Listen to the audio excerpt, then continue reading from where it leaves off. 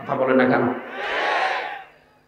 Direct indirect মানুষ মেরে ফেলার জন্য বহু চেষ্টা দুনিয়াতে উনি চালিয়েছে।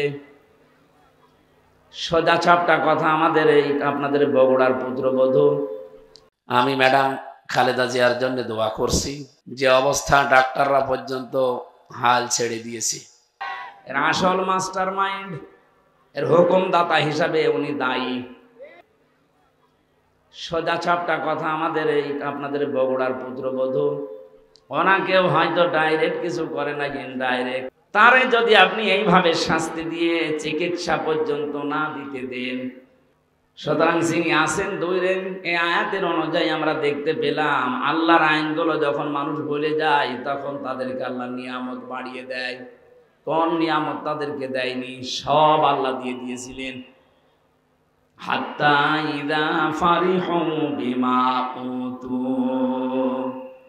আল্লাহ পাক বলেন এই মানুষগুলো আমার এই নিয়ামত পাওয়ার পরে দানকৃত এই সম্পদ, এই ক্ষমতা, এই প্রভাব প্রতিপত্তি, এই টাকা পয়সা, অর্থ সম্পদ, এই সুস্থতা, এগুলো পাওয়ার পরে ওরা যখন আনন্দে আত্মহারা হয়েছিল, আখাযনাহুম বাগতাতান, হঠাৎ করে আমি আল্লাহ নিজে তাদেরকে ধরলাম।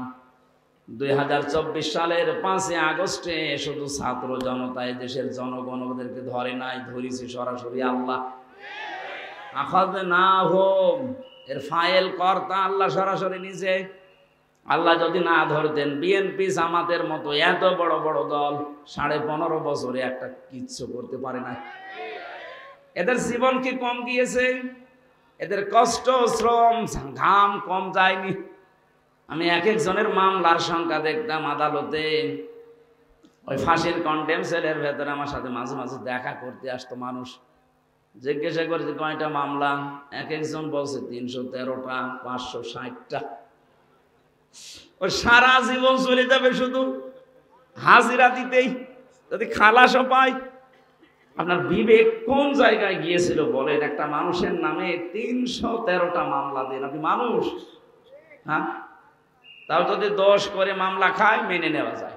কিচ্ছু জানে না, ঘরে শুয়ে আছে, ঘুমের ভেতরেই ঘুম ভেঙার পরে দেখছে জেলখানায়। কি গো, তুই গাছ পিটিছিস? কোন সময়? স্বপ্নে। এই কথা বলছে না?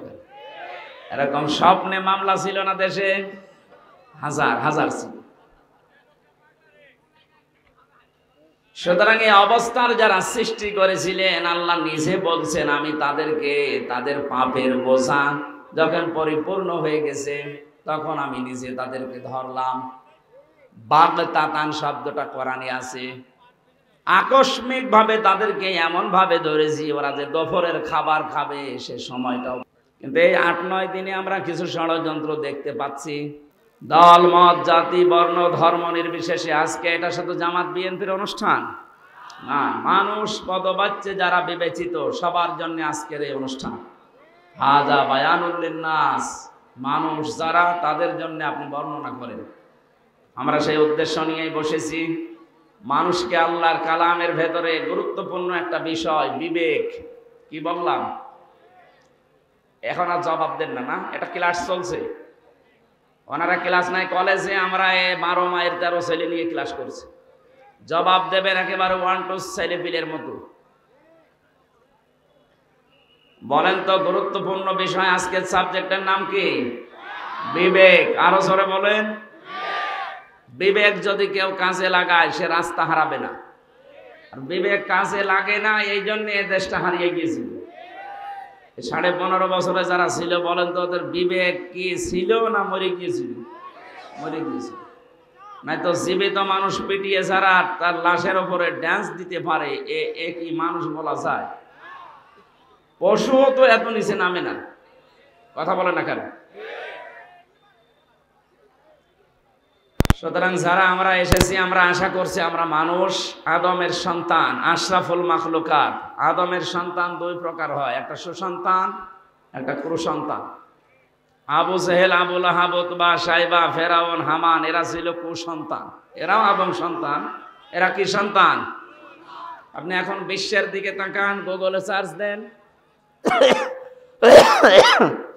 6 জন মানুষের নাম হত্যার তালিকায় ভেসে আসবে, তার ভেতরে যিনি পালিয়েছে ওনার নাম আছে। তার মানে উনি গণহত্যাকারী, এটা স্বীকৃত, তামাম দুনিয়া এখন জানে। যেইভাবে হোক চলে গেছে, আলহামদুলিল্লাহ। কথা বলেন না কেন? কাকে ধরে না এই দেশে? একটা ফকির পর্যন্ত বাদ যায়। ফকিরও তার, আমার মনে হয় ভিক্ষার পরে চাঁদা দেওয়া লাগতো। এই কথা বলেন না কেন? ফকিরের চাঁদা দেওয়া লাগতো না? কি অবস্থা বানিয়েছিল দেশটাকে। জাহান্নাম কেমন হবে আমরা শুধু পড়েছি, দেখি নাই। আজকের তেলাওয়াত কিন্তু আয়াত ওই সংক্রান্ত কিছু কথা আছে, আমরা যদি ট্রান্স দিতে পারি দেবো ইনশাল্লাহ। 15.5 বছরে ওরা দেশটাকে জাহান্নামের মতোই বানিয়ে ফেলেছিল। হঠাৎ করে আল্লাহ দৃশ্য পাল্টিয়ে দিলেন কেন? আমি 1500 বছর আগে কোরআনে কারিমে সেই কথা আল্লাহ জানিয়েছেন। 2024 সালের 5 আগস্ট আমার তো মনে হচ্ছে যে মিলে গেছে। তো দেখেন সূরা আনআম 44 নম্বর আয়াত, আল্লাহ রাব্বুল আলামিন বলেন, থাক ওগুলো মনে হয় রংপুর বিভাগের লোক, রাজশাহী বিভাগের লোক অত ঝামেলা করে না, মফিজরা ও মফিজই এরকমই করে। যারা এখন ডিস্টার্ব করবে বলবো যে রংপুর বিভাগের।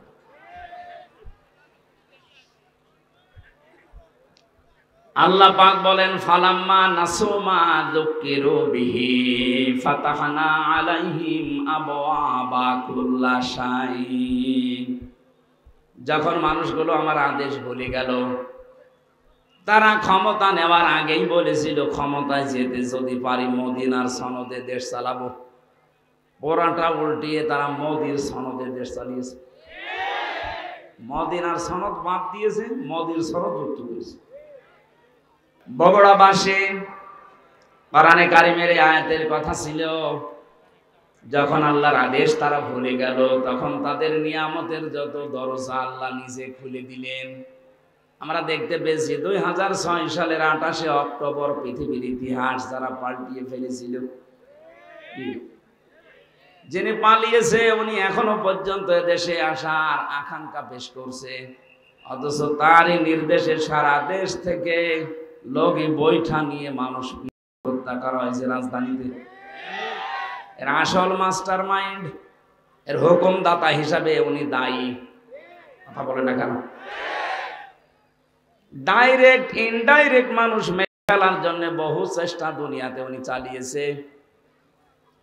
সোজা চাপটা কথা, আমাদের এই আপনাদের বগুড়ার পুত্রবধূ, ওনাকেও হয়তো ডাইরেক্ট কিছু করে না, ইনডাইরেক্ট এতিমের সম্পদ আত্মসাতের মামলা দিয়েছে। যেই কয় টাকার মামলা দিয়েছে ওই কয় টাকার চাইতে আরো 3 ডবল টাকা বেড়ে গেছে। আমার মনে হয় তার পুরস্কার দেওয়ার দরকার ছিল। তারে যদি আপনি এইভাবে শাস্তি দিয়ে চিকিৎসা পর্যন্ত না দিতে দেন, তাহলে দরবেশ বাবার কি করা উচিত আপনি বলেন? সে তার 2 কোটি 3 কোটি না, 36,000 কোটি আপনি এক জীবনে গণনা করেও শেষ করতে পারবেন না। দেশটা ফোকলা করে ফেলেছে কয়েকজনে।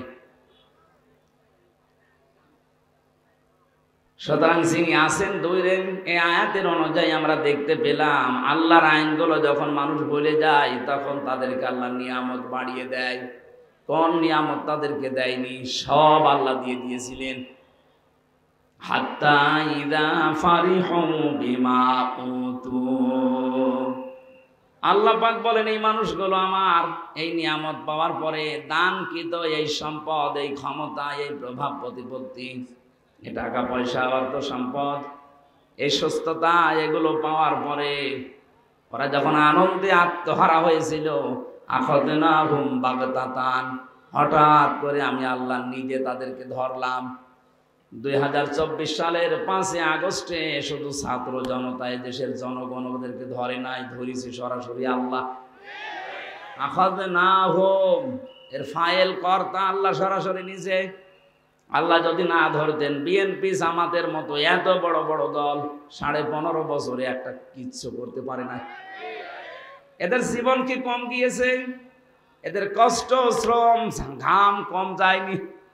আমি এক একজনের মামলার সংখ্যা দেখতাম আদালতে, ওই ফাঁসির কন্ডেম সেলের ভেতরে আমার সাথে মাঝে মাঝে দেখা করতে আসতো মানুষ।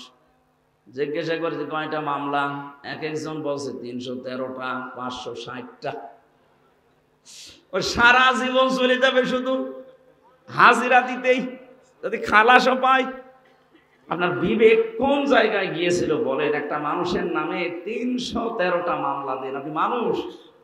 হ্যাঁ, তাও যদি দোষ করে মামলা খায় মেনে নেওয়া যায়। কিচ্ছু জানে না, ঘরে শুয়ে আছে, ঘুমের ভেতরেই ঘুম ভেঙার পরে দেখছে জেলখানায়। কি গো, তুই গাছ কেটেছিস কোন সময়? স্বপ্নে। এই কথা বলছে, এরকম স্বপ্নে মামলা ছিল না দেশে? হাজার হাজার ছিল। সুতরাং এই অবস্থার যারা সৃষ্টি করেছিলেন, আল্লাহ নিজে বলছেন আমি তাদেরকে তাদের পাপের বোঝা যখন পরিপূর্ণ হয়ে গেছে তখন আমি নিজে তাদেরকে ধরলাম। বাগতাতান শব্দটা কোরআনে আছে। আকস্মিক ভাবে তাদেরকে এমন ভাবে ধরেছি, ওরা যে দুপুরের খাবার খাবে সে সময়টাও পায়নি। এই বাঁশি বাজায় কে? ওর পিঠের ওপর একটা দিন থাক, যে যেখানে দাঁড়িয়ে আছে বসে আছে থাক, কথা না বললে হবে। কথা বলবেন না ভাই, আমার এমনিতে শারীরিক অবস্থা ভালো না, কথা বলবেন না।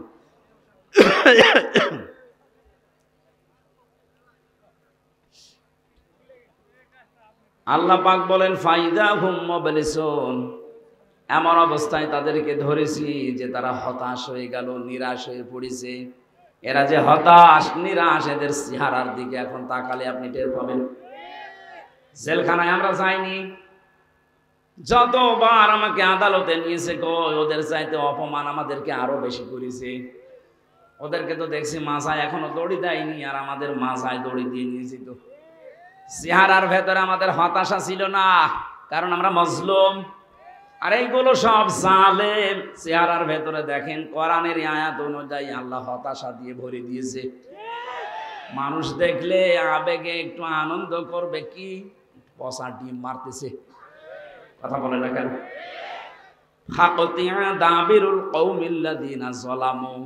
আল্লাহ পাক বলেন জালেমদের শিকড় কেটে দেওয়া হয়ে গেছে। সুতরাং এখনো যারা আশা করে আছেন যে না মা আসতেছে, এই আশা বাদ দেন, কারণ জালেমদের শিকড় কেটে দিয়েছে কে? কিন্তু এই 8-9 দিনে আমরা কিছু ষড়যন্ত্র দেখতে পাচ্ছি। যারা পালিয়ে গেছে এরা এখন বাইরের বিভিন্ন মোড়লের কাছে ধর্ণা দিচ্ছে, আর এই মিথ্যা কথাটা তারা জানাচ্ছে যে আমরা নির্বাচিত ছিলাম, আমাদেরকে উৎখাত করা হয়েছে। এটা তাহা মিথ্যা কথা। 15.5 বছরে যারা ছিল ওরা যে নির্বাচিত ছিল, এ কথা শয়তানকে বললে সেও বিশ্বাস করবে না। আপনি বলেন, ঘোড়াকে জিজ্ঞাসা করেন, ঘোড়া হাসবে। একটা কথা বলবে, কারণ নির্বাচিত হওয়া লাগে যে পদ্ধতিতে, আল্লাহ সে পদ্ধতি কোরআনে কারিমে সূরা হজের 78 নম্বর আয়াতে দিয়েছেন। ওয়াজতাবাকুম, আল্লাহ বলেন আমি তোমাদেরকে নির্বাচিত করি লক্ষ লক্ষ নবীর উম্মত থেকে, তোমাদেরকে আমি আল্লাহ নিজে নির্বাচিত বাছাই করেছি। তাহলে নির্বাচিত করার দায়িত্ব কার? পদ্ধতি কি? না, কথা বন্ধ করা লাগবে ভাই, যত জরুরি হোক 1 ঘন্টা পরে বলবেন। মাইকের আওয়াজ আরো বাড়িয়ে দেবেন, আমার গলা বসে যায় না। নির্বাচিত করা লাগে যে পদ্ধতির মাধ্যমে, ওটার বাংলা নাম নির্বাচন। বাংলা নাম কি? জবাব দেবেন একেবারে ছাত্রের মতো বললাম। নির্বাচিত হয় মানুষ যে পদ্ধতিতে, নাম কি? আপনি একেবারে নিরপেক্ষ দৃষ্টিতে দিয়ে বলেন তো, 15.5 বছর নির্বাচন হয়েছে, আপনি কেন এই মিথ্যা কথা ছড়াচ্ছেন? কাদের সিম্পিতি আবার পেতে চান? সারা দুনিয়া জানে যে আপনি নির্বাচন ছাড়াই ছিলেন, কারণ 154 জন নির্বাচনের আগে ঘোষণা দিয়েছেন। কথা বলেন না কেন? দিনের ভোট আপনি রাতে করে নিয়েছেন। কিভাবে বলেন যে আমি নির্বাচিত ছিলাম? একটা হাজি মানুষ এত বড় মিথ্যা কথা আপনি বলতে পারবেন?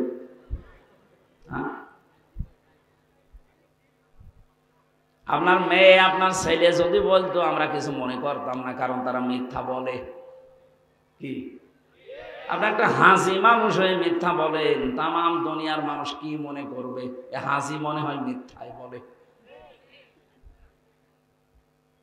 কাকে যখন ডিম পাড়ে দেখবেন কোকিলের, ও মনে করে কেউ দেখতেছে না। আপনি যে মিথ্যা বলছেন মনে করছেন কেউ জানে না, তামাম দুনিয়া এটা জানে যে আপনি মিথ্যাবাদী। আমার তো মনে হয় যত বছর বয়স ওনার, এতটা সত্য কথা জীবনে আছে কিনা আমার সন্দেহ লাগে। কি কথা বলেন?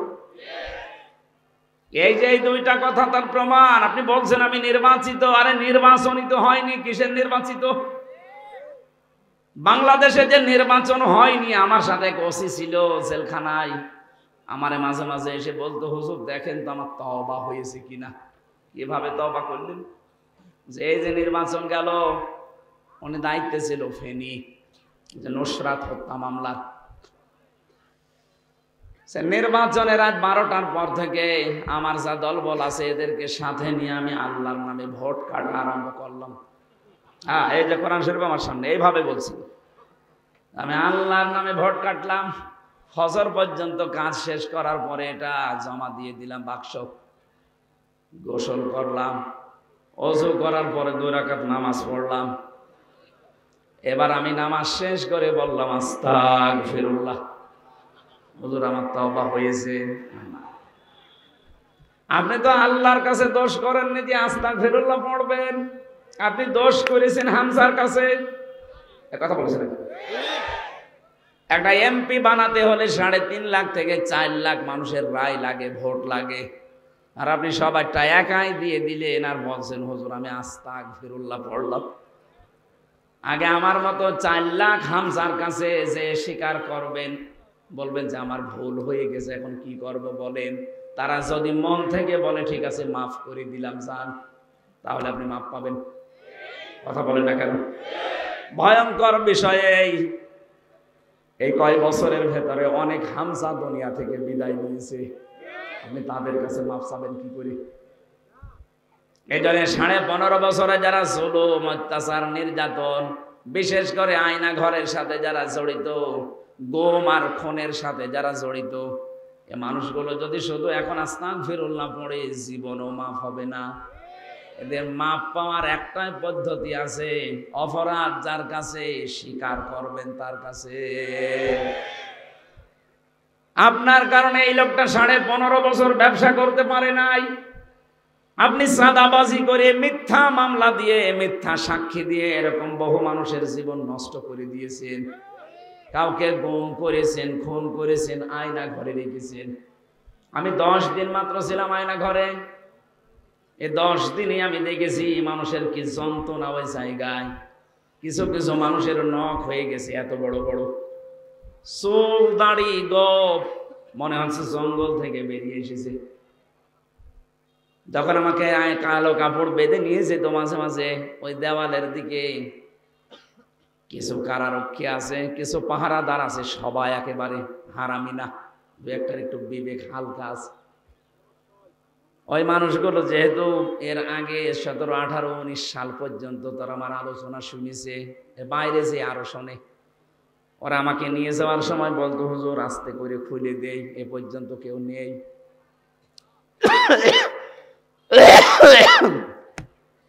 মাটির নিচে ওই সুড়ঙ্গ ঘর দিয়ে যখন নিয়েছে, এত বড় বড় নখ হয়ে গেছে, দেওয়ালের সাথে খুশিয়ে খুশিয়ে কেউ কেউ লিখেছে, মোবাইল নাম্বার দিয়ে নিচে লিখে দিয়েছে, ভাই যদি মাইরে যেতে পারেন নাম্বারে বলবেন যে আমি বেঁচে আছি।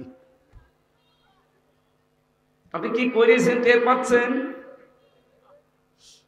আপনি যদি মেরে ফেলতেন, ইলিয়াস আলীকে ধরার পরে যদি আপনি মেরে ফেলে বলতেন তাকে মেরে ফেলেছি, তার বউটা অন্তত অন্য জায়গায় বিয়ে করতে পারত। কথা বলে না কেন? তার ছেলে, ওই ছোট্ট ছোট্ট মেয়েগুলো জানতো যে বাবা মারা গেছে। এখনো পর্যন্ত আপনি জানালেনও না যে লোকটা মরে গেছে, অথচ তাকে বহু আগে আপনি মেরে ফেলেছেন। এই গম, এটা আমার মনে হয় মানুষ হত্যার চাইতেও বড় অপরাধ। এদেশে কিয়ামতের আগে যারাই আসবে এই গম নামক এত বড় মানবতা বিরোধী কাজ যেন কিয়ামত পর্যন্ত তুলে দেয়।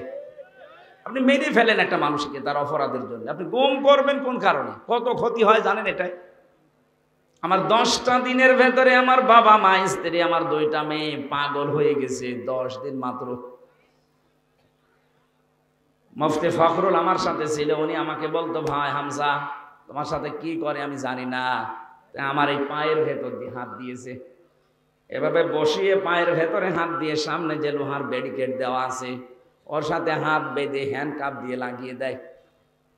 আরে ভাই 2 মিনিট 5 মিনিট 10 মিনিট না, বছরের পর বছর।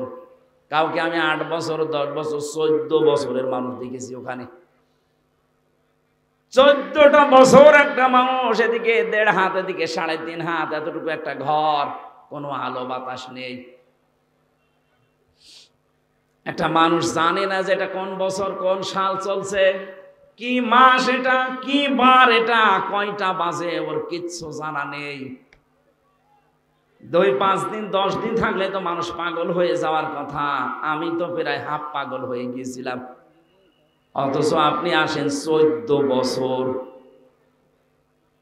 আমার মনে হয় এই দেশের 18 কোটি মানুষকে মানুষ যদি যিনি পালিয়ে গেছে ওনাকে মাফ করে দেয়, ব্যারিস্টার আরমানের বউ জীবনও মাফ করবে না, এম ইলিয়াস আলীর বউ জীবনও মাফ করবে না। আপনি ওই জায়গায় থাকলে বুঝতে পারতেন কি করেছেন। এ কঠিন অবস্থাগুলো আপনি তৈরি করলেন, আর এখন বলছেন আস্তাগফিরুল্লাহ, আল্লাহ আমাকে মাফ করে দেন। আল্লাহর কাছে আপনি অপরাধ করেছেন, আপনি অপরাধ করেছেন আমাদের কাছে। কথা বলেন ঠিক কিনা? যাদের কাছে অপরাধ করেছেন, যদি সত্যি আপনি জালেম হয়ে থাকেন, আপনি নিজেও জানেন আপনি জালেম কিনা। অপরাধ যার কাছে স্বীকার করবেন তার কাছে। কিভাবে স্বীকার করবেন? যে বলবেন যে ভাই আমার মাফ হয়ে গেছে, ভুল হয়ে গেছে, না, এই 15.5 বছরে তার যে বিশাল ক্ষতি করে ফেলেছেন, ওই ক্ষতিপূরণ আগে তাকে দেবেন। কথা বুঝতেছেন? আমার যে 3টা বছরে আমার বাবার কাছ থেকে প্রায় 30 লাখের উপর আপনার টাকা নিয়েছেন বিনা কারণে। এই যে কয়েকদিন আগে মামলা আমার সব খারিজ হয়ে গেল, আদালত কর্তৃক প্রমাণিত যে আমার কোনো দোষ নেই, আমি নির্দোষ। তাহলে আদালত বলছে আমার কোনো দোষ পাইনি, আমি নির্দোষ। বিনা কারণে নির্দোষ মানুষটাকে 3 বছর আপনি তাও সাধারণ জেলে রাখেননি, ফাঁসির কন্ডেম সেলের ভেতরে রেখেছিলেন। বলেন, আমি কি ওই ধরনের অপরাধ করেছিলাম? ওখানে তো রাখা লাগবে যে মানুষগুলো মার্ডার মামলার আসামি, কেন আপনি আমাকে ওখানে রাখলেন?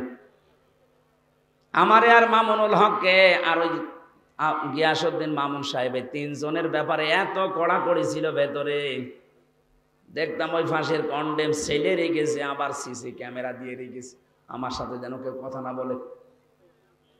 এত মানসিক কষ্ট, খাবারের কষ্ট, যোগাযোগ বিচ্ছিন্ন করে রেখেছিলেন। আর আপনি এখন আস্তাগফিরুল্লাহ পড়বেন, আল্লাহ আপনাকে মাফ করে দেবে। তা আমরা কি করছি?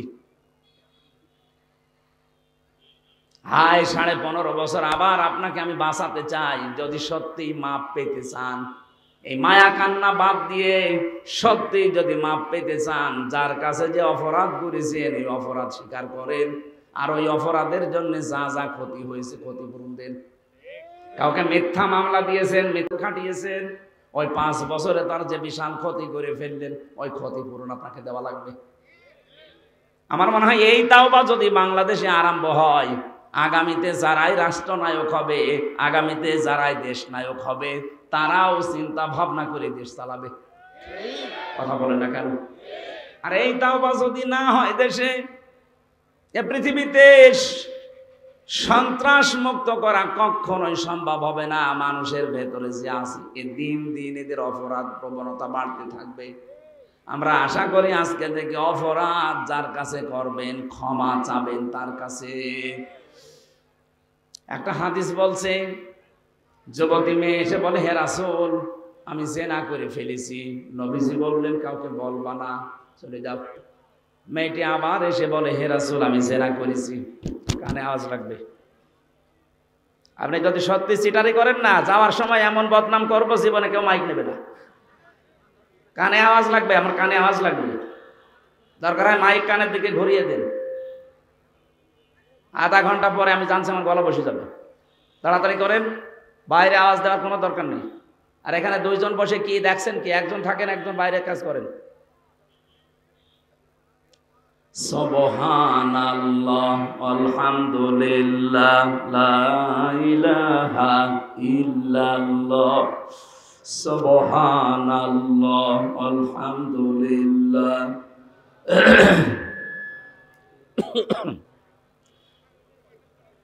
আমি জিকির করতে বলেছিলাম, আপনার মুখ বন্ধ করে বসে আছেন কোন কারণে?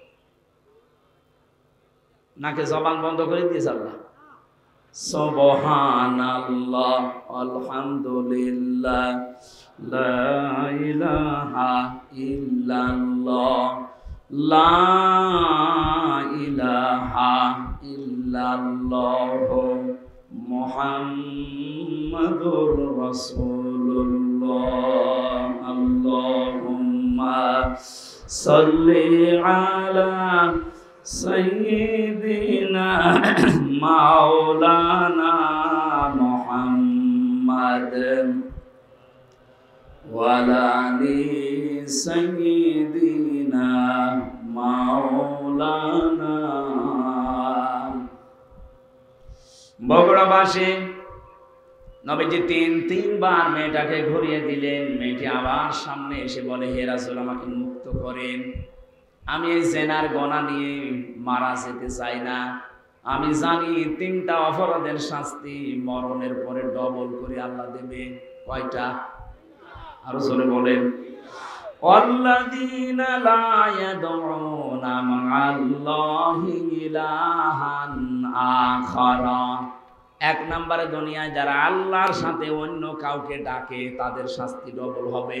আর এটা বাংলাদেশে বেশি। আল্লাহকে ডাকছে, কিছুক্ষণ পরে দেখবেন ইয়ালি বাবা, কেল্লা বাবা, ফাতে বাবা, এগুলো চট্টগ্রাম বিভাগে বেশি। কথা বলেছে না কেন? এই কুমিল্লা, ব্রাহ্মণবাড়িয়ায় আপনি দেখবেন ইন্টারনেটে কি জিকির চলছে। কিছুক্ষণ আল্লাহর জিকির করার পরে দেখবেন উল্টা পাল্টা জিকির। কথা বলেন না কেন? তাহলে আল্লাহর সাথে যারা অন্য কাউকে ডাকবে এদের শাস্তি হবে ডবল। ওয়ালা ইয়াকতুলুনা আন-নাফসাল্লাতী হারামাল্লাহু ইল্লা বিল হক। যারা অন্যায়ভাবে মানুষ হত্যা করে। 2024 সালের আগস্টের 5 তারিখের আগ পর্যন্ত 3732 জন মানুষ মারা গেছে সরকারি জরিপে। এদের একটাও আপনি দলিল দিতে পারবেন কোন কারণে মারলেন এদের? এই যে মানুষ হত্যার সাথে যারা জড়িত ছিলেন, টপ টু বটন প্রত্যেকের শাস্তি ডবল হবে। কথা বলেন না কেন? মানুষ হত্যার সাথে যারা জড়িত তাদের বাঁচার জন্য একটাই পদ্ধতি আছে, তাদের মেরে ফেলা লাগবে। এটা আমি বানিয়ে বললাম। সূরা বাকারার 178 নম্বর আয়াতে আছে, এটা কিসাসের বিধান আল্লাহ এমনিতে দেয়নি, দুনিয়ার ভারসাম্য রক্ষা করার জন্য আল্লাহ এটা দিয়েছেন।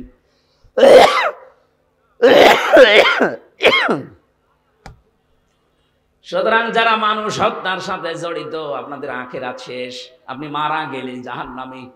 ওমাই ইয়াকতুল মুমিনা মুতাআম্মিদান ফাজাযাউহু জাহান্নাম। সূরা নিসার 93 নম্বর আয়াত। আল্লাহ বলেন যারা মানুষ হত্যা করে তাদের 1 নাম্বার শাস্তি জাহান্নাম। কি বলেন? বলেন। আপনার আখিরাত তো শেষ।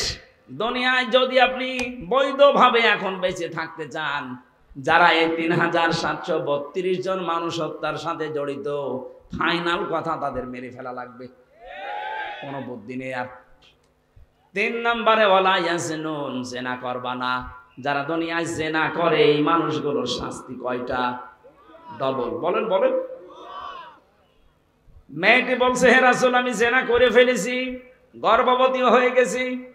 বিশ্ব নবী বললেন তোমার অপরাধ হয়েছে, কিন্তু বাচ্চাটার অপরাধ নেই, ওটা আগে খালাস হোক। খালাস হওয়ার সঙ্গে সঙ্গে আসবো, আমি বিচার করে দেব। যে এসেছে বলে, হে নবী, এই যে আমার বাচ্চা, আপনি আমাকে মুক্ত করেন অপরাধ থেকে।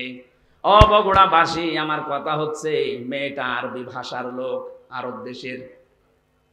তার ভাষা, মাতৃভাষা কি? বলেন বলেন। নবীজি কি তাকে বলতে পারতেন না ঠিক আছে, যা হয়েছে হয়েছে, গোপনে আস্তাগফিরুল্লাহ পড়ে নাও। আর তাকে কি আস্তাগফিরুল্লাহ মুখস্থ করানো লাগতো? সে তো তার মুখস্থ আছে, কারণ সে আরবি ভাষার লোক, একবার শুনলেই তো পড়ে ফেলতো। সে কি আস্তাগফিরুল্লাহ পড়লে তার মাফ হয়ে গেছে? কেন নবীজি তাকে বললেন যে ঠিক আছে যাও।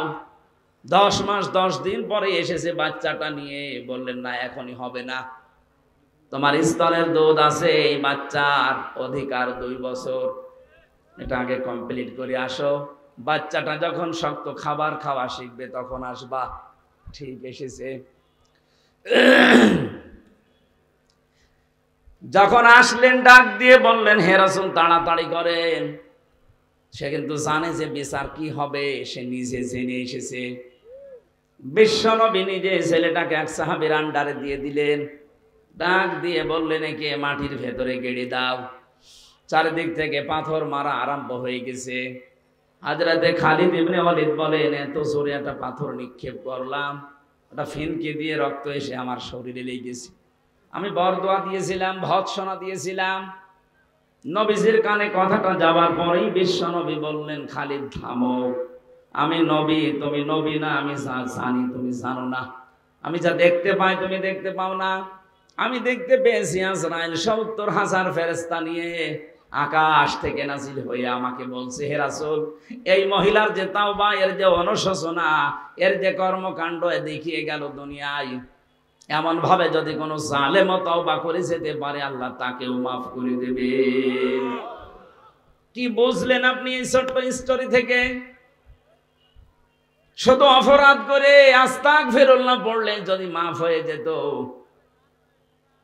হ্যাঁ, আস্তাগফিরুল্লাহ পড়লে আপনার জীবনে যে গুনাহগুলো আল্লাহর সাথে ঘটেছে, আল্লাহর অধিকার নষ্ট করেছেন, ওইগুলো মাফ হবে। আপনি সব সময় এই জন্য পড়বেন ইস্তেগফার, আস্তাগফিরুল্লাহ, আস্তাগফিরুল্লাহ। কিন্তু তাওবা যদি কেউ করতে চায়, তাওবা করলে জীবনের অপরাধ শুধু মাফ হয় না, ওই জায়গাটা আল্লাহ পুরা ফাঁকা করে দেয়, বাকি জায়গাটা আমার আল্লাহ পুরা নেকি দিয়ে পাল্টিয়ে দেয়। ইল্লা মান তাবা ওয়া আমানা ওয়া আমিলা আমালান সালিহা ফাউলাইকা ইউবাদদিলুল্লাহু সাইয়্যাতিহিম হাসানাত। দুইটাই বহুবচন। আল্লাহ পাক বলেন যারা তাওবা করে, ইস্তেগফার না, যারা তাওবা করে, এই মানুষগুলো তাওবা করার পরে যদি সিদ্ধান্ত নেয় যতদিন আমি বেঁচে আছি ভালো কাজে লাগবো। এখন তাওবা কি? তাওবার 1 নাম্বার শর্ত হচ্ছে অনুশোচনা করা। কি? 2 নাম্বারে আপনি অপরাধ যার কাছে করেছেন তার কাছে যে স্বীকার করতে হবে, স্বীকৃতি দেওয়া লাগবে। এটা যদি আল্লাহর সাথে সম্পৃক্ত হয় আল্লাহর কাছে বলবেন, যদি বান্দার সাথে সম্পৃক্ত হয় বান্দার কাছে বলা লাগবে। 3 নাম্বারে যা করেছি জীবনে আর এই কাজ আমি জীবনে দুনিয়ায় কোনোদিন রিপিট করব না। জোরে বলেন সুবহানাল্লাহ। তাহলে তাওবা করলে জীবনের অপরাধ শুধু মাফ হয় না, পুরা জায়গাটা আল্লাহ নেকি দিয়ে পাল্টিয়ে দেয়। এটা আস্তাগফিরুল্লাহর মতো না। মেয়েটা তাওবা করেছে না ইস্তেগফার করেছে? তাওবা। বলেন বলেন। এই জন্য আমার আল্লাহ দুনিয়াতে তার এমন তাওবা কবুল করলেন, বিশ্বনবী বলেন এটা যদি পুরা আরব জাহানে সবার ভেতরে ভাগ করে দেন সবাইকে আল্লাহ মাফ করে দেবে। এত বড় তাওবা হয়েছে তার। আর 15.5 বছরে এই 14 দল বাদ দিয়ে বাকি আমরা যারা আছি এদেশে সবাই মাজলুম। কথা বললেন না? 14 দল বাদ দিয়ে বাকি যারা আছি আমরা সবাই কম বেশি মজলুম। এই মজলুমদের এখন উহুদের ময়দান থেকে শিক্ষা নেওয়া লাগবে। উহুদের ময়দানে প্রথমে কিন্তু বিজয় হয়ে গিয়েছিল মুসলমানদের, কিন্তু গনিমতের মাল যখন ভাগাভাগি করার জন্য দৌড়াদৌড়ি আরম্ভ করেছে, হযরতে খালিদ বিন ওয়ালিদ ওই সময়ও কাফের ছিল। আকস্মিক ভাবে তিনি অতর্কিত হামলা চালিয়ে জায়গায় 14 জন মানুষ মেরে ফেলেছিলেন। আমার মনে হয় বাংলাদেশ এখন উহুদের প্রান্তরে দাঁড়িয়ে আছে। আমরা যে বিজয়টা পেয়েছি, এই মাজলুম মানুষগুলো যদি এখনো পর্যন্ত মায়ের পেটের সন্তানের মতো আমরা সিমেন্টেড হয়ে যেতে না পারি, ওরা কিন্তু এখনো পেতে আছে। দেখেন না, মাঝে মাঝে বলে আমি কাছাকাছি আছি, চট করে ঢুকে পড়বো, এমনি বলে। ওরা ওই খালিদ বিন ওয়ালিদ যখন কাফের ছিল, যে ভূমিকায় ছিল, ওরা ওই ভূমিকা পালন করার জন্য আছে উৎপেতে। এখানে মাঝে মাঝে নতুন নতুন ইস্যু তৈরি করে পাঠায়। আর দেশের কিছু মানুষ আছে, ওরা আন্দাজে লাফিয়ে পরিবেশ নষ্ট করে। পরিবেশ নষ্ট করে করবে কি, পেছনে লাল হয়ে যায়। কথা বলছে না কেন? যে গোপালগঞ্জে আরম্ভ করেছিল, ওই সময় কয়েকদিন শুনলাম বাসের ভাড়া গোপালগঞ্জ থেকে ঢাকা পর্যন্ত যদি আপনি দাঁড়িয়ে যান 1000 টাকা, আর বসে গেলে 500 টাকা। কারণ বসার মতো কায়দা আর্মি ওদের রাখে নাই। কথা বলে ঠিক কিনা? এই জন্য আহ্বান জানাচ্ছি, পালিয়েছে গেছে, এ দুনিয়ার ইতিহাসে এটাই বলে 850 বছর আগে ওনার দাদা পালিয়েছিল, লক্ষণ সেন। কথা বলে না কেন? ওনার দাদা, কথা বললাম কেন, আমার ফাঁসি চাই বইটা পড়েন, দেখেন ওনার জন্মের ইতিহাস লেখা আছে। ওনার জন্মের ইতিহাস না, ওনার বাবার জন্মের ইতিহাস লেখা আছে। আমি মেজর ডালিম বলছি, বইটা পড়েন। আমি 5 তারিখের পরে এই কয়েকটা বই আমি সব আগা গোড়া শেষ করে দিয়ে গেছি। আল্লাহ, আমরা ভাবি কি আর আসলে হয়েছে কি? আন্দাজে মুসলমান বললেই হবে। এই জন্যে বলছি 850 বছর আগে ওনার পর দাদা দাদা যারা পালিয়েছে, লক্ষণ সেন সেই রাস্তা ধরেই পালিয়ে গেল। পৃথিবীর ইতিহাস পুরা পাল্টিয়ে দিয়েছে। 350 জন এমপি একবারে পালিয়ে যায়। সারা পৃথিবীর 257টা রাষ্ট্রে আমি পাইনি, বাংলাদেশে দেখলাম। শুধু পার্লামেন্টের যারা মেম্বার এরাই পালিয়ে যায়নি, জাতীয় মসজিদের ইমাম পর্যন্ত পালিয়ে গেছে। কি আশ্চর্য বলেন তো, ইমাম সাহেবও পালিয়ে যায়। কিছুদিন পরে এসেছিল আবার জোর করে ইমামতি নেওয়ার জন্য, জনগণ জুতা পিটা দিয়েছে। পরের দিন দেখলাম স্ট্যাটাস দিয়েছে ফেসবুকে, জনগণ আমাকে জুতা দিয়ে পিটিয়েছে কিন্তু আমার গায়ে লাগেনি। ওরে শয়তান, মানুষের বিবেক মরে গেছে। ও মানুষটা কত নিচে নেমেছিল বলেন।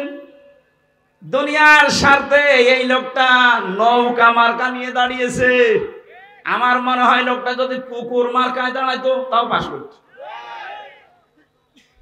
কারণ মার কাটা আল্লাহ এত বেশি ঘৃণিত বানিয়ে দিয়েছে, পায়খানার দিকে মানুষ এখন তাকায়, তাও নৌকার দিকে তাকায় না। তাকায়, এখন চড়া লাগবে মাঝে মাঝে বন্যা হলে। এই কারণে যারা এখন চড়তে যায় তারাই ধরা খায়। এই যে দরবেশ নৌকায় করে পালিয়ে যাচ্ছিল,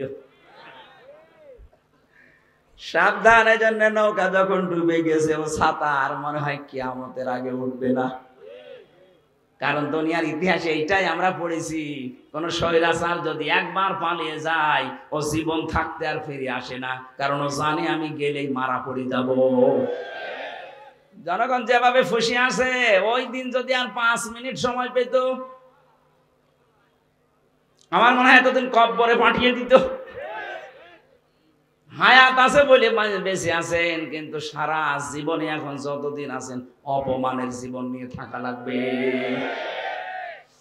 আমাদের শিক্ষা নেওয়া দরকার এখান থেকে, আমরা যেন জালেম হয়ে না যাই কোনোদিন। যদি আমরা কেউ জুলুমকারী হয়ে যায়, মাজলুমকে আল্লাহ তো ক্ষমা করে দেবে, কিন্তু জালেমের জন্য আল্লাহ নিজে মামলা দেবে। এটা আছে সূরা শুরা 25 নম্বর পারা 6 নম্বর পৃষ্ঠার 12 নম্বর লাইনের 42 নম্বর আয়াতের প্রথম অংশে আছে, ইন্নামাস সাবিলু আলাল্লাযিনা ইয়াজলিমুনান নাস। অবশ্যই আমি আল্লাহ নিজে মামলা দায়ের করব তাদের বিরুদ্ধে যারা মানুষ হয়ে মানুষের উপরে জুলুম করেছে। 15.5 বছরে যে জুলুম হয়েছে এটা ওয়াজ করা লাগবে আরো জোরে। সুতরাং 1628টা চেয়ার ছিল এই দেশে, মেন চেয়ার। শাহ আলম ভাইয়ের চেয়ার না, এই চেয়ার না। যিনি পালিয়েছে তাকে থেকে শুরু করে থানার শিবগঞ্জের ওসি পর্যন্ত 1628টা চেয়ার ছিল মেন দায়িত্ব পালন করার জন্য। আর এইগুলো যারা ঘোরাফেরা করে এরাই দেশ চালায়। এই মানুষগুলোর প্রত্যেকটাই ছিল জালেম আর জালেমের সহযোগী, কেউ ডাইরেক্ট কেউ ইনডাইরেক্ট। এই কথা বলেন না কেন? এদের বিরুদ্ধে মামলা হামসার বলেন, শাহ আলমের।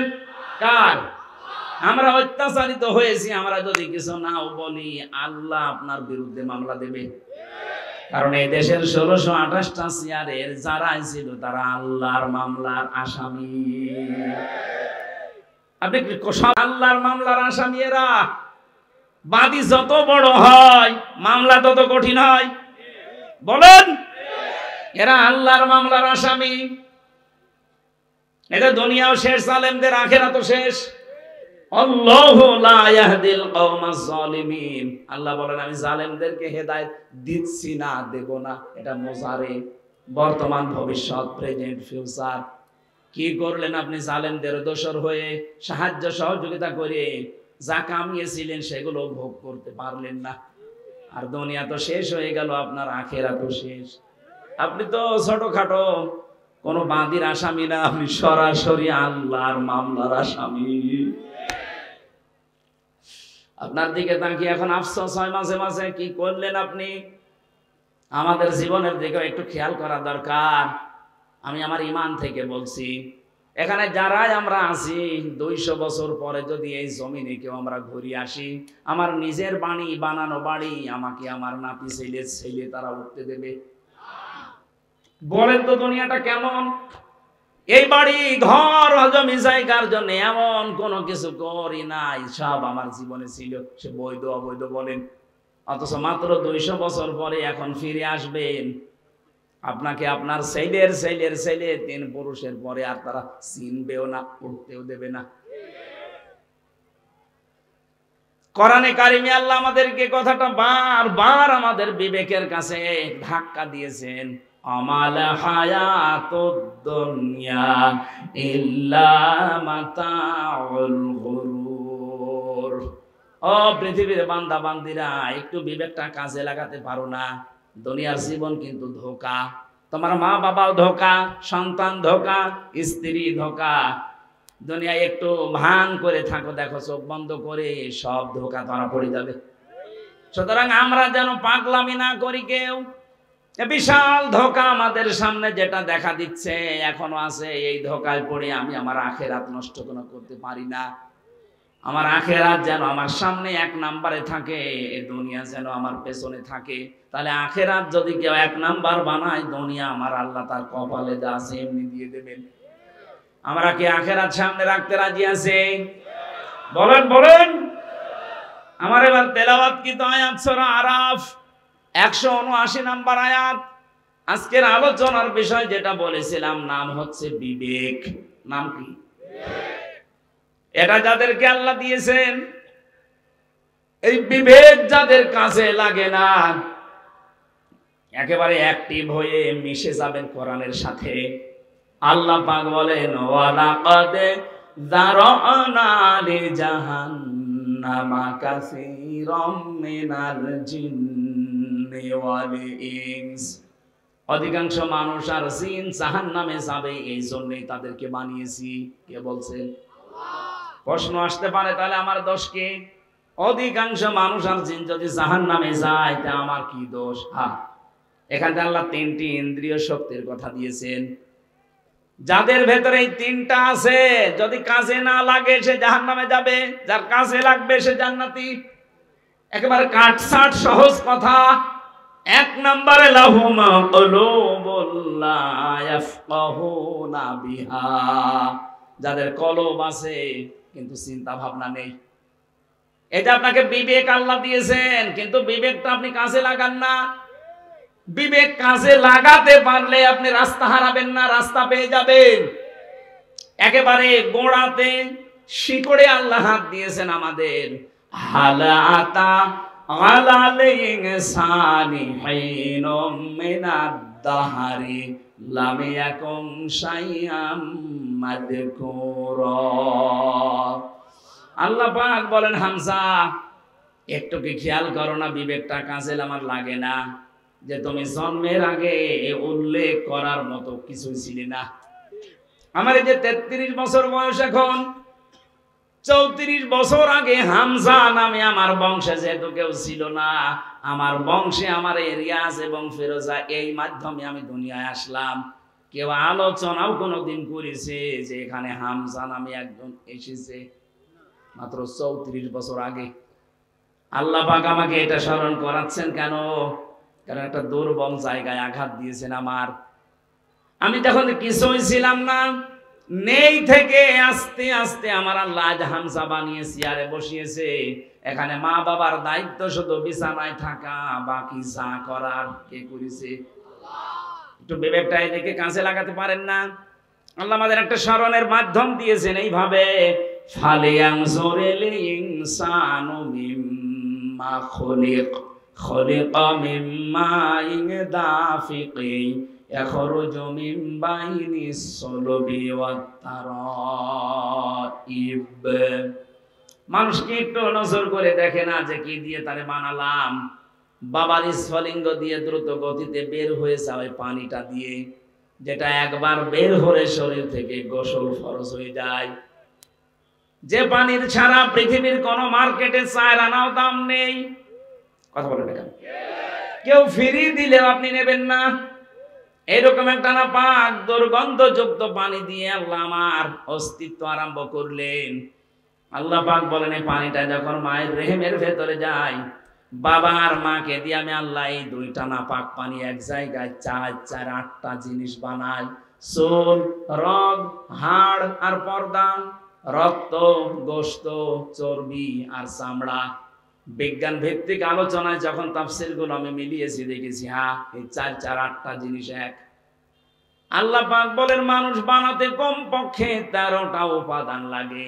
13টা বিষয় এক জায়গায় না হলে দুনিয়ায় আপনি আসতে পারবেন না, আসলেও অপূর্ণাঙ্গ হয়ে আসবেন। 4 8টা নাই, আপনার মা আর বাবা 2 জনেরটা নিয়ে বানালেন, বাকি 5টা এখনো 13 হতে কয় লাগে? এই 5টা আমার আল্লাহ নিজের রব নামের কারণে দিয়েছেন। ওয়াজআলা লাকুমুস সামআ ওয়াল আবসারা ওয়াল আফইদা। আল্লাহ বলেন শ্রবণ শক্তি, দর্শন শক্তি, বাক শক্তি, আকেল শক্তি আর ঘ্রাণ শক্তি। এর ভেতরে যদি একটাও তোকে কম দিতাম দুনিয়ায় আসতে ঠিক কিন্তু অপূর্ণাঙ্গ হয়ে। যদি বাক শক্তি না দিতাম কথা বলতে পারতে না। বিজ্ঞান এখন প্রমাণ করছে কয়েক ইঞ্চি জায়গায় মানুষের কথা বলে, এক একটা কথা তৈরি হতে 27টা ধাক্কা লাগে। কয়টা? আপনি কম্পিউটার ভেড়াবেন, আমি যা দেখিয়ে দিতে পারবো। 27টা স্তর পার করার পর একটা কথা তৈরি হয়। পৃথিবীর কেউ আপনাকে এই কথা বলার যোগ্যতা দেয়নি, দিয়েছে কে? দুঃখজনক হলো সত্য, এই 15.5 বছরে আল্লাহর এই বাক শক্তি জালেমরা কেড়ে নিয়েছিল। ওরা বন্ধ করে দিয়েছিল আমাদের কথা বলার যোগ্যতা। কথা বললেও বলতে পারতাম না। কথা বলে না কেন? কথা তো বলবো আমার মনে যেটা আছে, যেটা বৈধ কথা ওইটা, অথচ আমাদের কণ্ঠনালী চেপে ধরত। আমরা চাই কিয়ামতের আগে আমাদের এই বাক শক্তি কেউ যেন রুদ্ধ করে দিতে না পারে। কথা বলেন। আমার এই অধিকার আমার আল্লাহ দিয়েছেন, আপনি কেন বন্ধ করলেন? কোরআনে কারিমে আল্লাহ যত বড় বড় রহমতের কথা তিনি জানিয়েছেন, তার ভেতরে 4টার কথা সবচাইতে বেশি জানিয়েছেন। 1 নম্বরে আর রহমানু আল্লামাল কোরআন খালাকাল ইনসানা আল্লামাহুল বায়ান। আল্লাহ পাক বলেন আমি যে রহমান, আমার দয়া দেখতে চাও, পৃথিবীর সবচাইতে বড় দয়া কোরআনে কারিম তোমাদেরকে দেওয়া। লক্ষ লক্ষ নবী পাঠিয়েছিলাম দুনিয়ায়, কোন নবীকে আমি আল্লাহ কোরআন দেয়নি, তোমাদেরকে দিয়েছি। এটা আমার বড় নিয়ামত। এটাই শুধু না, আমি তোমাদেরকে মানুষ বানিয়েছি। মায়ের পেটের ভেতরে আমি আল্লাহ নিজে তোমাদের মানুষ বানিয়ে শেষ করে দেইনি, কথা বলার যোগ্যতা দিয়েছি। এই যে কথা বলতে পারা কত বড় নিয়ামত। এই আয়াতের ব্যাখ্যায় হাদিস এসেছে, বিশ্বনবী জানিয়েছেন। বিজ্ঞান তো বলেছে 27টা স্তর পার করা লাগে, নবীজি বলেছেন প্রতিটি স্তরে একটা একটা করে আল্লাহর ফেরেশতা বসে আছে। এর কাছে ও, ওর কাছে এ, এর কাছে এই, এভাবে সিরিয়াল আকারে দিতে দিতে সর্বশেষ আমাদের এই মুখের গর্ত দিয়ে একটা কথা আল্লাহ বের করে দেয়। ধাক্কা লাগে কয়টা? 27। বলেন বলেন। আপনাকে যদি এই শক্তিটা আল্লাহ বাক শক্তি না দিত, বাকি 4টা দিত, তাহলে আপনি আসতেন, কিন্তু বোবা হয়ে কথা বলতে পারতেন না। আরে ভাই, এইটার জন্য তো কিয়ামত পর্যন্ত সেজদায় পড়ে থাকার কথা। দর্শন শক্তি আল্লাহ আমাদেরকে দিয়েছেন, আলাহুম আ'য়ুনুল লা ইউবসিরুনা বিহা। কি হয়েছে? চোখ দিলাম তোদেরকে, কেন দেখিস না? যেটা দেখার দরকার মানুষ ওইটা দেখে না, যেটা দেখা দরকার না, নিষিদ্ধ, ওইটার দিকে মানুষের ঝোঁক বেশি। বলুন, একটু কন্ট্রোল করা যায় না নিজেকে? আজ কত মানুষ নিজের বৈধ স্ত্রী বাদ দিয়ে পরকীয়া প্রেমে 180 মাইল বেগে লাইন চালাচ্ছে। নাকি এলাকায় শুরু হয়নি? নিষিদ্ধ বস্তু দেখতে দেখতে চোখের পর্দা কালো হয়ে গেছে। যেটা দেখা দরকার না ওইটা যদি কেউ বারবার দেখে, আমার আল্লাহ চোখের উপরে 2টা জিনিস দান করে, তার বৈধ জিনিসগুলোর প্রতি ঘৃণা জন্মিয়ে যায়। সেদিন একজন স্ট্যাটাস দিয়েছিল আমাকে, বলছে আমার বৈধ স্ত্রী কয়েক বছর সংসার করার পর একটা সন্তানও দিয়েছে, কিন্তু এখন আমার আর ভালো লাগে না। বাইরের মেয়ে লোক দেখলে খুব ভালো লাগে, আনন্দ লাগে। বললাম, এই রোগ থেকে মুক্ত হওয়ার জন্য 2টা পদ্ধতি আল্লাহ দিয়েছেন, ঔষধ। এখানে যাদের এরকম অভ্যাস আছে, নিজের জায়েজ স্ত্রী এখন আর ভালো লাগছে না, বাইরেরটা দেখলেই কেমন জানি আকর্ষণ তৈরি হয়, নাকি এলাকায় নেই? যদি এরকম মন মানসিকতা কারো তৈরি হয়, উলঙ্গ অর্ধ উলঙ্গ নাচ দেখলে আনন্দ লাগে, তাদেরকে আপনি কোরআনে কারিমের ঔষধ 2টা বলছি। সূরা নূর 18 নম্বর পারা 12 নম্বর পৃষ্ঠা 7 নম্বর লাইনের 30 নম্বর আয়াত। তো বাড়ি যে আয়াতটা একটু তাফসীর পড়বেন। وَقُلْ لِلْمُؤْمِنِينَ يَغُضُّوا مِنْ أَبْصَارِهِمْ وَيَحْفَظُوا فُرُوجَهُمْ ذَلِكَ أَزْكَى لَهُمْ ইন্নাল্লাহা খাবীরুম বিমা ইয়াসনাউন। বলেন আল্লাহু আকবার। আল্লাহ পাক বলেন, হে নবী, মুমিন পুরুষ যারা আছে এখানে তাদেরকে আপনি বলে দেন, তারা যেন তাদের চক্ষুকে নিম্নগামী করে রাখে পর স্ত্রী থেকে, পর নারী থেকে। 2 নম্বরে তাদের লজ্জা স্থানকে হেফাজত করে। প্রশ্ন আসতে পারে, 2টা কাজ করা অত সহজ? হ্যাঁ, সহজ না।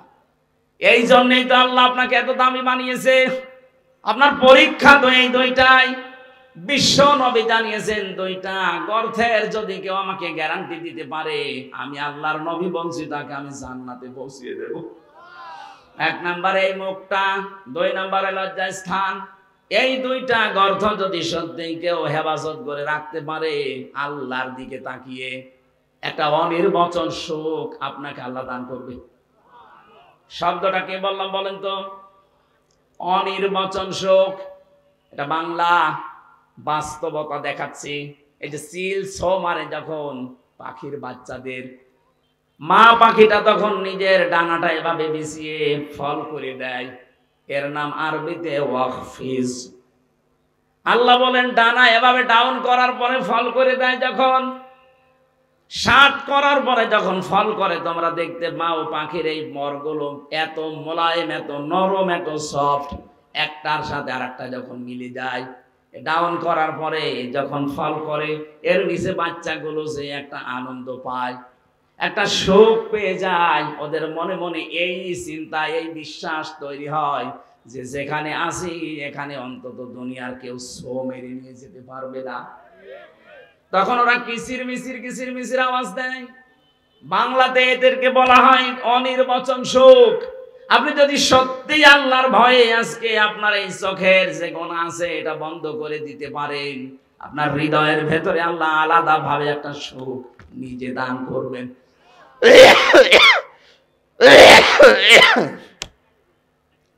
বগুড়াবাসী এখানে এখনই এই মুহূর্ত থেকে মাহফিল যদি সাকসেস করতে চাই, শুধু সুন্দর করে সাজানোই না, এটা বাড়ি নিয়ে যাওয়া লাগবে। যাদের মোবাইলে এমন দৃশ্য তৈরি করা আছে, ডিলিট করেন। যেটা নিচে দেখলে আনন্দ পান, অন্য দেখলে আপনার লজ্জা লাগে। এরকম দৃশ্য নেই? এক কথা বলছেন এখানে। এইরকম দৃশ্য যাদের আছে, নিজে দেখলে খুব আনন্দ লাগে, মজা লাগে, অন্য কেউ দেখলেই আপনার লজ্জা লাগে। এটা ডিলিট করবেন। কারা কারা হাত তোলেন তো? এই মুরব্বী, দেখি মোবাইল দেখি। দেখি কি আছে দেখি। কি আশ্চর্য, হ্যাঁ, দাঁড়িয়ালা মানুষ কি রেখেছেন আপনি মোবাইলে? এক্ষণে ডিলিট করেন করেন। আপনার ওয়াজ শুনতে আসাচ্ছে, ওটা ভাটা জিনিস ডাউনলোড করে আপনি ওয়াজ শুনতে এসেছেন, এক্ষণে ডিলিট করে বাড়ি যাবেন। আল্লাহ আমাদের চোখের হক আদায় করার জন্য কয়েকটা জিনিস কোরআনে কারিম আমাদের সামনে এনে দিয়েছেন। আফালা ইয়ানজুরুনা ইলাল ইবিলি কাইফা খুলিকাত ওয়া ইলাস সামাই কাইফা রুফিআত ওয়া ইলাল জিবালি কাইফা নুসিবাত ওয়া ইলাল আরদি কাইফা সুতিহাত। বলেন আল্লাহু আকবার। আল্লাহ পাক বলেন, ও দুনিয়ার মানুষেরা, নজর করে একটু দেখতে পারো না? চোখ দিলাম, উটের দিকে তাকাতে পারো না? মরুভূমির জাহাজ বানিয়েছি ওইটা আমি। তোমরা একটু জমিনের দিকে তাকাতে পারো না? এটা বিছানা বানিয়ে দিয়েছি। ওই আকাশের দিকে তাকাও, খুঁটি ছাড়া বিশাল ছাদ মাথার উপরে রেখে দিয়েছি। পাহাড়ের দিকে তাকাও, পেরেক স্বরূপ পাহাড়কে আমি জমিনের সাথে গেড়ে দিয়েছি। ও বন্ধুরা, পেরেক যখন মানুষ মারে, এই যে তক্তার উপরে পেরেক মারা না নেই? এই পেরেক যখন মারে তক্তার উপরে, ওই যে সামনে একটা আল বেরিয়ে থাকে চ্যাপ্টা মতো, এই চ্যাপ্টা অংশ এতটুকু হলে ভেতরে যা গিয়েছে চ্যাপ্টার চাইতে 20 গুণ বড়। কথা বলে দেখেন আপনি। পেরেক যদি এইটা, আল্লাহ বলেন পেরেকের মতো পাহাড়কে জমিনে গেড়ে দিলাম, তার মানে পাহাড় যত বড় আছে উপরে তাতে 20 ডবল নিচে আল্লাহ গেড়ে দিয়েছেন। এই যে পঞ্চগড়ের পাশে হিমালয় পাহাড়, আপনি চিন্তা করেন 36,000 ফিট, এত বড় বিশাল পাহাড়, উপরে যদি বালুহমা দল, তার চাইতেও তুই আমার কাছে নিকৃষ্ট। তুই গাফেল। আর গাফেলের জন্য আল্লাহর বানানো বাগান জান্নাত নেই।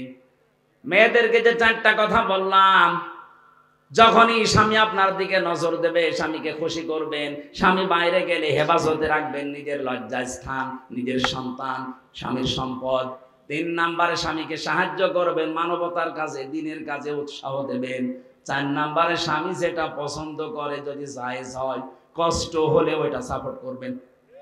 আল্লাহ মেয়েদের এই 4টা গুণ যদি অর্জন হয়, নবীজি বলেন জান্নাতের 8টা দরজায় আল্লাহ তার জন্য উন্মুক্ত করে রাখবে।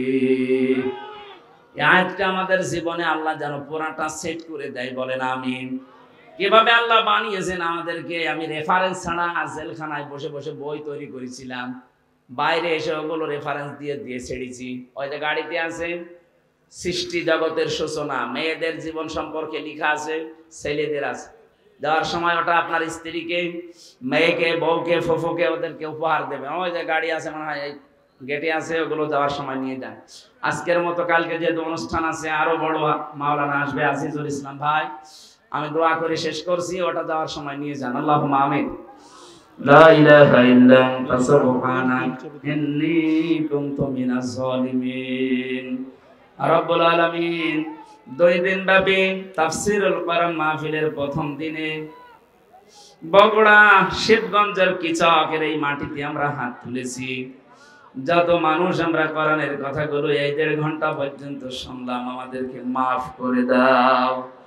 আলোচনার সওয়াবগুলো নবীজির রওজায় পৌঁছিয়ে দাও। মা বাপ যারা হারিয়ে ফেলেছে, আল্লাহ মা বাপকে ক্ষমা করে দাও।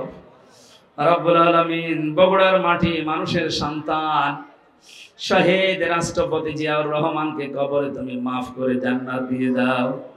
তার স্ত্রী অসুস্থ, আল্লাহ শেফায়ে কামিলা আজিলা নসিব করে দাও।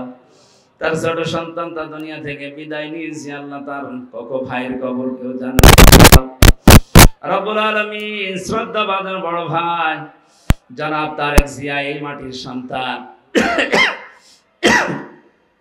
নির্বাসিত হয়ে আছে নিজের দেশ থেকে, কতটা বছর পাড়ি জমিয়ে প্রবাসে পড়ে আছে। আল্লাহ তাআলা সম্মানের সাথে, ইজ্জতের সাথে এ দেশের সন্তান এ দেশের মাটিতে ফিরিয়ে দাও। কোরআনে কারীম দিয়ে দেশ চলছে, এটা দেখে মরার সুযোগ করে দাও।